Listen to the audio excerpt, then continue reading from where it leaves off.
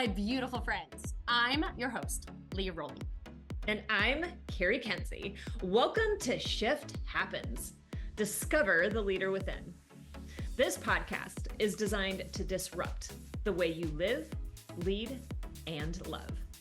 At Shift, we challenge traditional narratives and believe that inner wisdom is the key to every decision.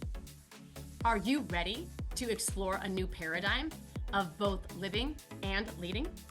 We'll dive deep into our innate strengths as women: compassion, curiosity, intuition, grace, vulnerability, and love. The shift, it's about to get real. Rediscover the power within and transform your life. Stay tuned. It all starts now. Hello, beautiful friends. Welcome to today's episode. Welcome to Shift Happens. We're your hosts, Leah Rolling and Carrie Kenzie. We're diving into it today. We're gonna go there into one of the most powerful forces within us all, right? And that is our ability to make decisions, right? Have you ever thought about how each choice, big or small, right, has literally shaped the path that you're on, right?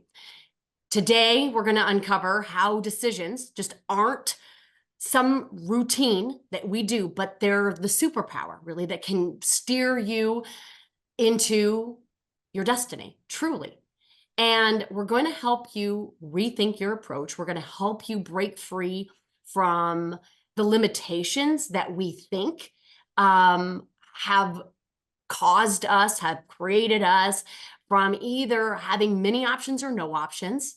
And we're going to give you some tools and some frameworks and some ideas that will help you embrace decisions that really bring you to the extraordinary life that you deserve. And so we're going to dive into all of that. And we're going to have Miss Carrie kick us off with whatever she's got planned for you. I don't even know what she's got planned for us today. All I know, friends, is I got on here, she's like, kick it over to me because I'm going to kick it back over to you.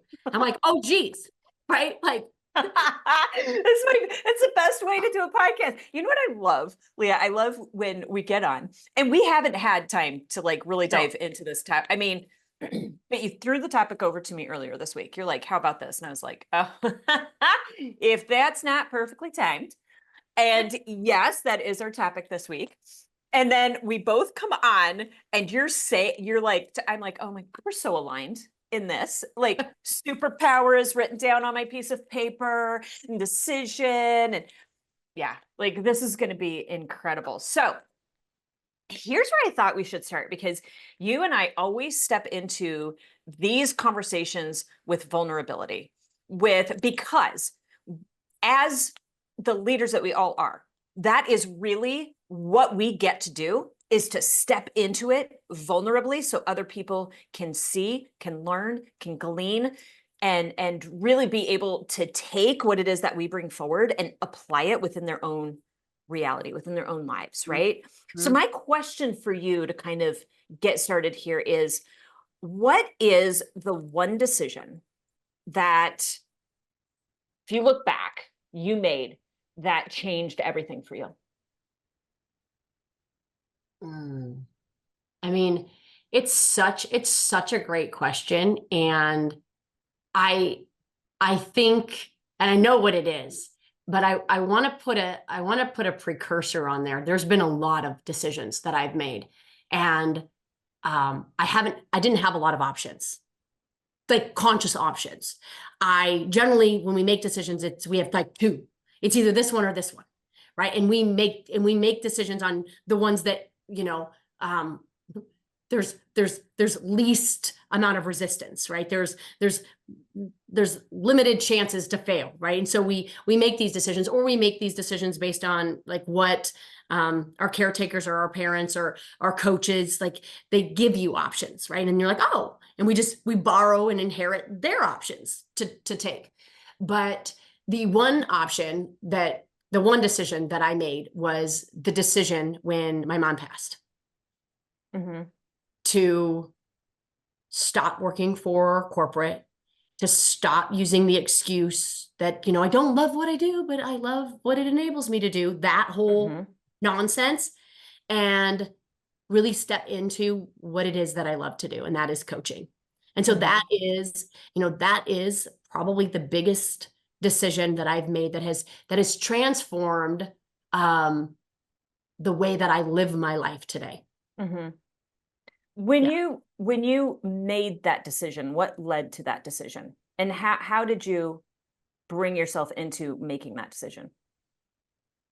Oh, God, I wish that I could say that, I just, stacked up the courage and I stacked up the confidence to finally just go for it. But that's not what happened. What happened was, as people can have an influence on the decisions that you make, my mom had called me out on it one day. I know exactly when it was. It was at a Christmas party. I was talking to a friend. She had asked me, wow, you've really been in corporate for a really long time. And I gave her that whole spiel. And my mom just said, you know what? When are you going to stop? And I've probably shared this story on the podcast before, but it nonetheless, it kind of, it has literally changed the trajectory of my entire life. And she just said, when are you going to stop telling yourself the story, that whole story about, you don't really love what you do, but it enables you to do what you love, that whole story, and just do what you love already. And then that next month, literally that next month of the following year, she was diagnosed with stage 4 cancer. And in my mind, that wasn't the time to like uproot what I had been doing, because I really wanted to be able to take care of her, whom I've loved. And when she passed, I was like, okay, I borrowed her belief until I still borrow her belief, but I borrowed her belief that I could do this because she told me that I could. And I believed her when she said that. And I know that every day I do it in her honor. I know I do it in her honor. And and now I've finally got to a place where I do it in honor of myself, in honor of, my own set of skills. And I do it so that we can have the impact that we know we want to have on the world. Yeah. Did you ever regret the decision? No. Isn't that fascinating? Yeah. And I love what you had said when you kind of teed it off, is that every decision led to that decision in that moment. Yeah. Every decision. And I think the one thing that I would bring forward is that in every decision that led you to the moment of that decision, you made the right decision. Every one of them. Yep. Right? Because had you not taken the path that you took in the journey of your life and made the decisions, which I'm sure at some point we've regretted, I'm sure at some point we've shamed ourselves around, we've wished we'd done something different, that, right? How could I have done that type of thing? Yep. That it brought you to the moment where you were able to make that decision, right? The decision that you see as a clear turning point in your own life, that sat outside of the limitations, outside of the expectations of other people, because you could have continued in the corporate world, right? Yep. That changed your life, right? Now, what I would love to throw in here too is I love that piece, is that those decisions don't always look like that. The decision that changes everything. And I want to bring that forward because I know for me in the past, in some of the decisions, I look for that moment. Do you see what I'm saying? I look for that moment where I'm like, oh, that's when everything changed, is when I did that. And actually, the turning point for me was like you said, a multitude of different decisions, but was actually the decision to do the Boston Marathon in 2012. That was, and I had no idea the complexity, the gravity, the depth, the expansion of that one tiny decision to postpone going to the marathon in 2011 and going in 2012, which for those who have heard the story, you get 2 years, right? And if you don't go in 2 years, you have to requalify. You have to go again. Mhm. Right. And I broke my hip in January of 2012. So I get on a plane. I land in Boston because I'd already booked everything. And unprecedented, never been done before. It was so hot. They've not done this before or after. It's the only year they've done it. It was going to be so hot that they grandfathered you into the following Boston Marathon in 2013. Mm. And that is the one decision that changed my life. So do you see what I'm saying? I think that it opens up, and I think it opens up beautifully into this conversation around every decision is your superpower. Every decision is your creation. And every decision that we make, as I had said before, is not only the right decision 99% of the time, but is based on the truth you have, the experiences you have, what you know, what you believe in the very moment that you made that decision. Yep. Yeah. I mean, and to your point, it's not like every single decision is like this grand, like this, like, it's almost like purpose, right? Yes, right? It's not like every decision is going to be this, like this moment in time where time stops and you have a demarcation line. It was when that decision was made, but it was all those micro decisions along the way. Yes. And the thing about decisions, and I want to bring this forward to illustrate the point of how powerful they are.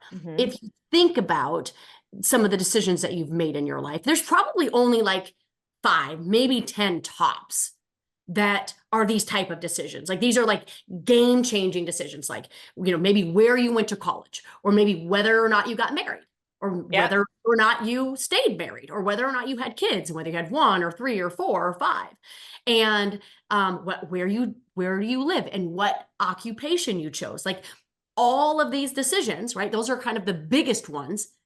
Those are the ones that make the biggest impact. And so when you think about those type of decisions, right, then I always like to ask, when you had them, how many options did you have? Like I was saying before, most of us might have a couple. And if our decisions are where all of our power comes from, where all of our source of autonomy and free will and agency comes from, then we want to bring forward to you a consideration to choose them more consciously, to allow yourself to have lots of options, should you want, but to have them be your options, not options that other people would want to impart on you, right? Those are false decisions, right? False desires. When you're trying to make decisions that will maybe be more pleasing to other people, where you make decisions to try to outrun your own self-hatred or your own self-doubt, or decisions so that you don't disappoint other people, right? But your own truth, like your own truth. Those are the type of decisions that we want to remind you that you are capable of making, and to allow yourself just some space to think bigger about the options that you have, to think in like possibility about the options that you have, because a lot of us choose options that box us in. Well, and you know why we do that? Why we do that, Leah, is because we think that once we make the decision, that's the choice. Yeah. And so where it's a superpower is in a couple of different ways. Not only do you create and find purpose and fulfill destiny and find your dreams and live the life that you truly desire, but that you get to consistently make new choices. That the decision you make today, and I think this leads like quite beautifully from where you're stemming, or into where you're stemming, of allowing a breadth of opportunities, right? You can only allow a breadth of opportunities if you know that you get to make a number of different choices, because you can choose one path. I mean, look at our kids right now, right? We've got seniors, and talk about life decisions, talk about big decisions, right? It's the, where are you going to go to college? And what is it you're going to do with your life, right? What's the plan for you? You place a decision like that on anybody, that feels heavy. That feels like, oh, this is the the choice, right? Mhm. This is the choice. And so then we reach out to our parents and siblings and friends and counselors and coaches and consultants and bosses and all the people to get all of the information and all the perspective because you're making the choice. And I think, and I know both you and I know for me, I've been very open with it is a choice. You get Mhm. to decide. You can go to college for one thing and decide 6 months later you want to do something else, and then graduate and decide 2 years later you want to do something else after that. Like Mhm. it does become those continuous choices that we get to make, but we can only expand ourselves into those opportunities when we don't put that gravity, because that gravity leads to fear, the fear Mhm. of the wrong choice. Right. There is no wrong choice. Nope. Nope. Nope. And how many of us spend an inordinate amount of time trying to have discernment between a right and a wrong decision? Mhm. When if we were just to take that same time and energy making whatever decision that we make right. Like you can make it right. And we forget that we can redecide any of it, Yes, right? right? There is, and we're not taught about redecision, right? All of our decisions, like really, I mean, at least what I were taught are kind of like final. Like this, like That's what I'm saying. just be careful, right? Yes. As if we don't always have free choice and free will to make another decision, Yes. right? Yes. I know. Yes. Yeah. 1,000%. And I think that's where we get stuck, and we look to that 100% before we make the decision. Yes. This seems so appropriate here. I just got off a call with an amazing freaking leader in safety.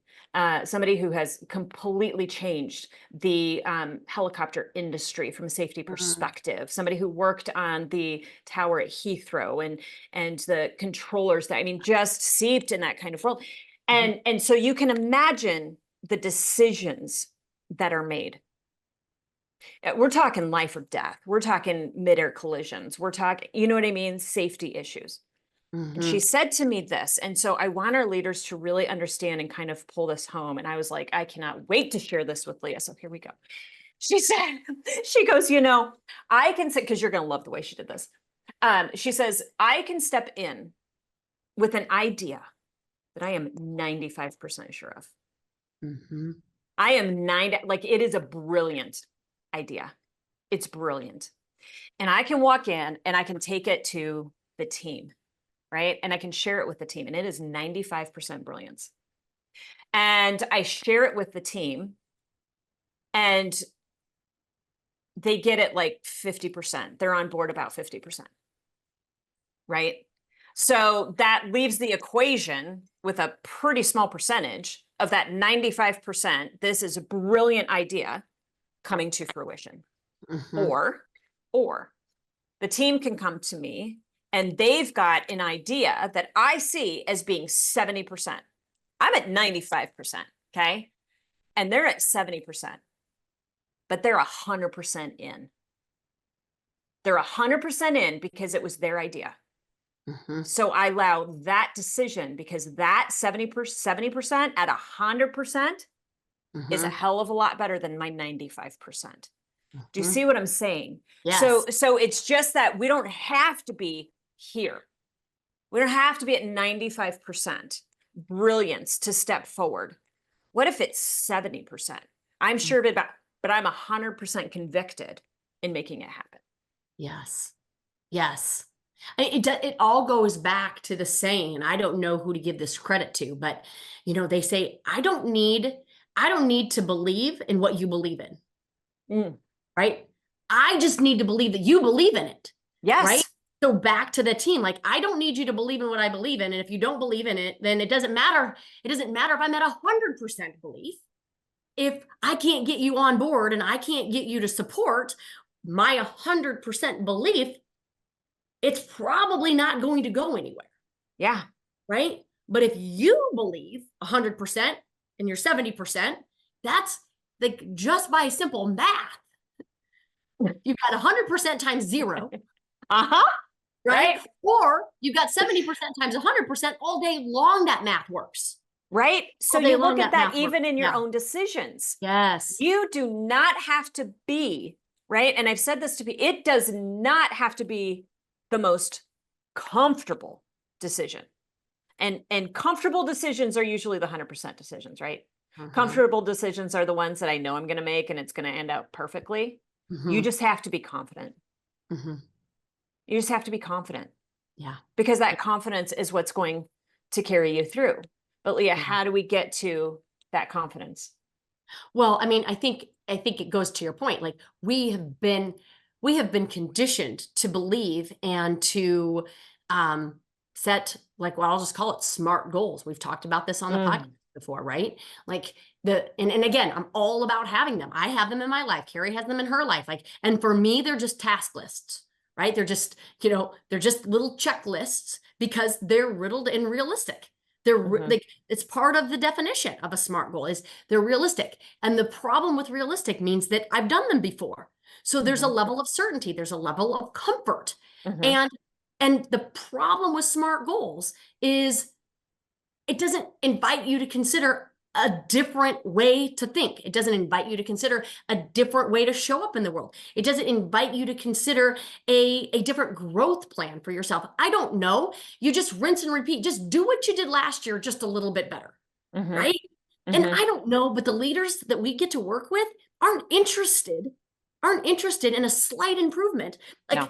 to improve their success by a little bit. Like they want massive transformation, they want massive growth. And the only way, or a way, one of my favorite ways, and Carrie's favorite way too, is to really think in an infinite possibility, like Mhm, something that's impossible that only becomes possible because you decide to make it possible.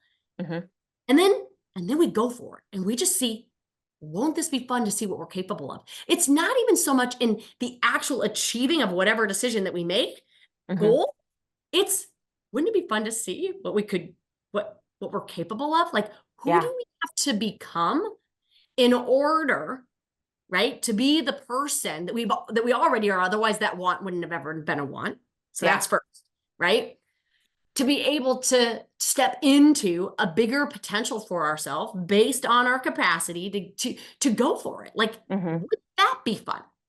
Well, and so here's what I would throw in is just like a little extension to that, because Yeah. sometimes it's hard to get outside of the mind of the limitation that you've placed yourself in Yes. this particular moment. Is what if you wrote that decision down? What if you wrote that goal down? What if you wrote that next action down in the moment when you're thinking about it, in whatever energy, whatever emotion that you're thinking about it, you wrote it down and you did nothing for 24 hours and you Mhm. came back to it 24 hours later, asked yourself the same question, wrote down what comes to you then. Uh-huh. See how much it changes and shifts just by giving yourself space, by asking the question, writing down immediately what comes to you, giving it the breath, right, of 24 hours, and then coming back to it again. I will guarantee you something expands and something opens up. Yes. Because you allow yourself to think differently. Yeah. Like, what if this was possible? What if me and Carrie haven't lost their damn mind? What if really, whoa, what if really Hmm. I could actually I could actually achieve, I could actually become what I really, really, really, really want in the world. And you don't have to share it with anybody, right? You don't have to share it with anybody if you don't want to, but at least share it with yourself Yeah. because because we believe that if it's in you to want it, right? It's Hmm. in you to be able to achieve it. Like, I truly believe that you wouldn't want it if it wasn't possible for you. 1,000%. And So, that's the call, right? That's the oh, call. That's yep. what we are challenging you in, what we would love to see you kind of experiment with until we meet again, because we know you have that power, that desire, that potential that sits within you. So, my dear friends, until we get to chat again, please feel free to connect with us. Share this if you found it to be inspirational or helpful in any way, shape, or form. And until we see you next week, have an amazing one. Take Bye, care, everybody. everybody. Bye. You have been listening to Shift Happens. Discover the leader within with Leah Rowling and Carrie Kenzie, where we help you reconnect with your inner leader. Learn to trust your instincts and live with authenticity and confidence. Tune in every Friday at 11 a.m. Central Time to Shift Happens. on Transformation Talk Radio for more insights, inspiration, and actionable strategies to live and lead, not only in purpose, but on purpose. It is time to embrace a life and leadership style that is true to you. For more information, visit shift.life.